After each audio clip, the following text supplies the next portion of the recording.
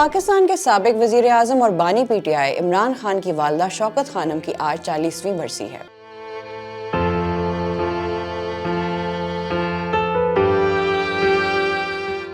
شوکت خانم کا برقی پٹھان خاندان جلندھر کی بستی 9 میں آباد تھا۔ ان کے والد احمد حسن خان تقسیم سے پہلے بیوروکریٹ تھے، جنہوں نے برٹش انڈیا میں 30 سال تک بطور ڈپٹی کمشنر، سیٹلمنٹ کمشنر اور میجسٹریٹ کی حیثیت سے خدمات انجام دی۔ شوکت خانم کی والدہ امیر بانو بھی اعلیٰ تعلیم یافتہ مگر مکمل گھریلو خاتون تھی۔ احمد حسن خان 1937 سے 1940 تک میاں والی کے ڈپٹی کمشنر بھی رہے۔ شوکت خانم فطرتاً ایک پٹھان عورت تھی۔ ان کا قد لمبا تھا اور وہ ہر اعتبار سے خوبصورت تھی۔ انہوں نے اپنے بچوں کی بامقصد تربیت کی اور ان کے معصوم ذہنوں میں اپنی نسل کا فخر اور نیک خوئی کا احساس نقش کیا۔ نومبر 1949 میں شوکت خانم اور اکرام اللہ نیازی رشتہ ازواج میں بندھ گئے۔ اکرام اللہ نیازی نے شروع میں زمان پارک میں ہی ایک گھر کرائے پر لے کر رہنا شروع کیا، جہاں 5 ستمبر 1950 کو ان کے 5 بچوں میں سے سب سے پہلی بیٹی روبینہ پیدا ہوئی۔ 2 سال بعد 25 اکتوبر 1952 کو لیڈی ویلنگٹن ہاسپٹل میں ان کے یہاں ایک بیٹا پیدا ہوا، جس کا نام ان کی والدہ نے عمران احمد خان نیازی رکھا۔ تاہم بعض ناقابل فہم وجوہات کی بنیاد پر انہوں نے